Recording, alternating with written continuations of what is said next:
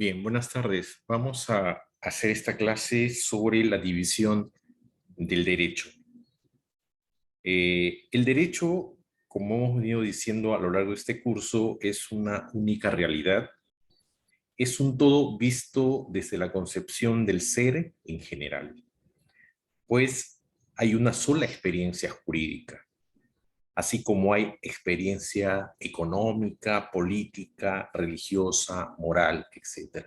Sin embargo, para fines pedagógicos y académicos, se los suele dividir como veremos a continuación.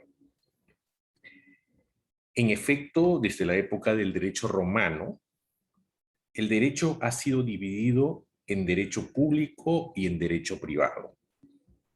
En Roma se hablaba del jus gentium y el jus civilis como división que lo hacía desde Justiniano.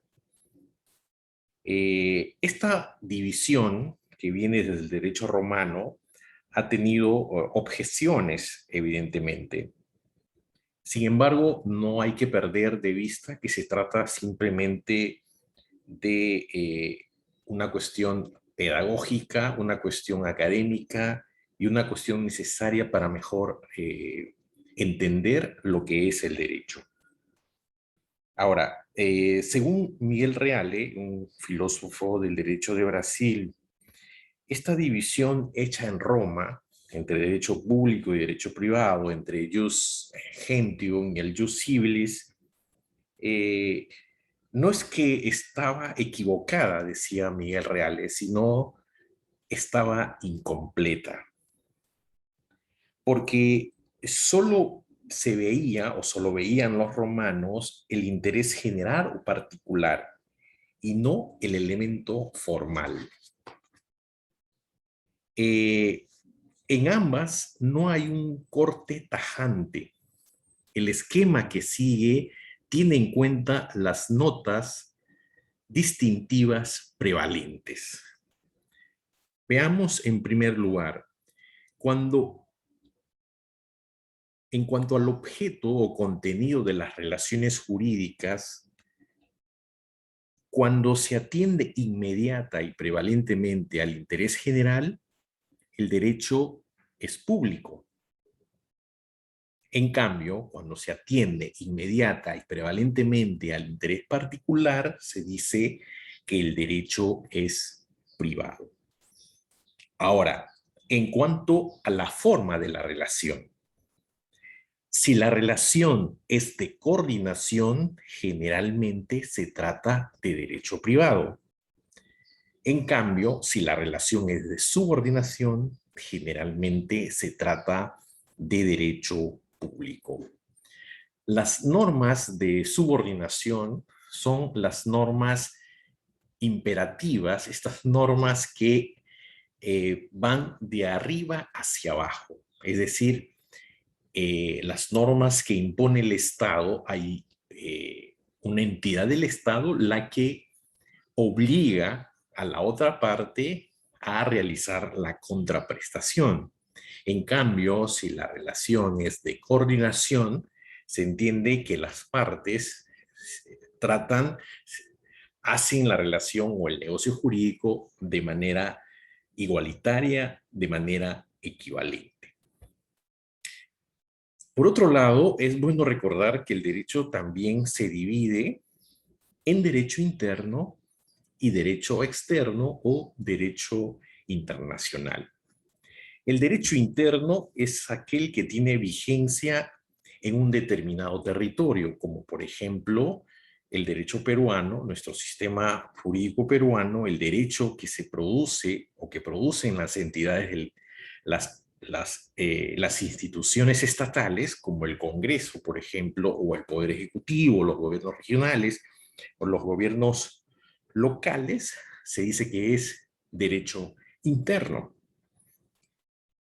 En cambio, el derecho externo son aquel derecho que usualmente es producido por organismos internacionales o se produce a partir de las relaciones entre los estados en la celebración de tratados. Entonces, en el derecho externo rige relaciones diferentes de las reguladas por el derecho interno o por el derecho también llamado nacional, tanto las que se establecen entre los individuos, como tales individuos, como las concluidas entre particulares y el Estado, y las que se establecen entre los estados. La división en interno y externo, o sea, en derecho interno y en derecho externo, se aplica tanto al derecho producido en el territorio nacional y el externo se aplica a las relaciones del derecho privado como al derecho público. Lo que quiere decir que existe un derecho público internacional y también que existen relaciones internacionales de carácter privado.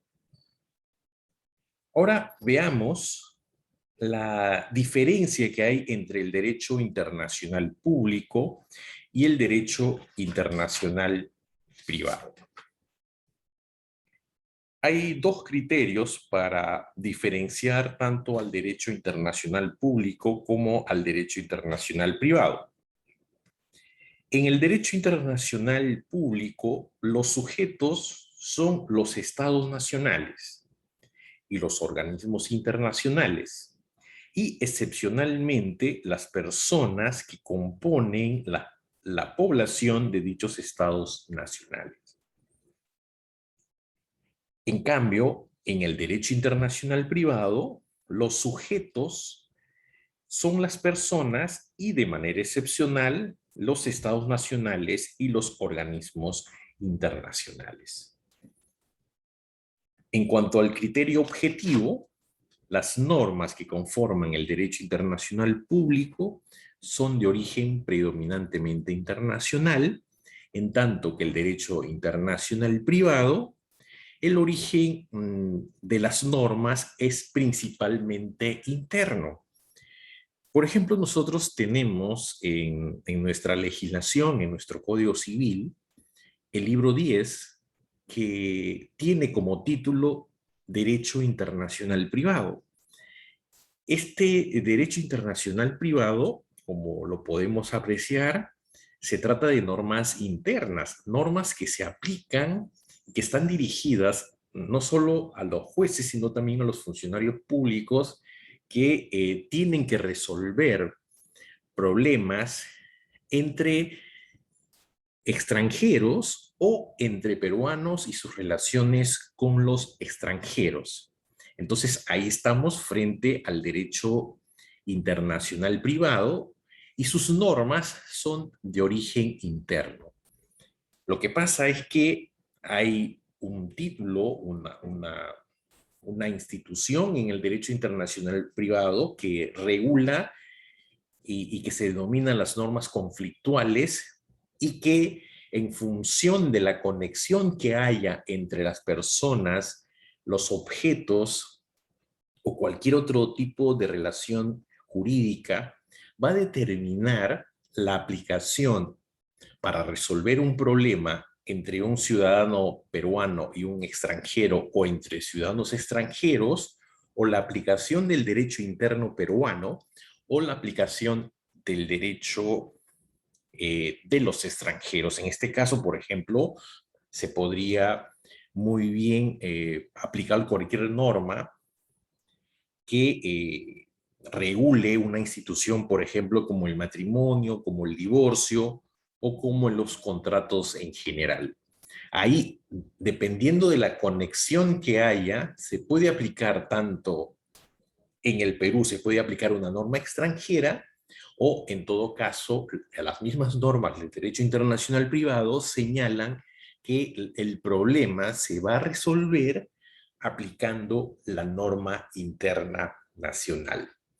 Bien, entonces, eso es en cuanto a la división del derecho que nos tocaba ver el día de hoy. muchas gracias por haber asistido a esta clase.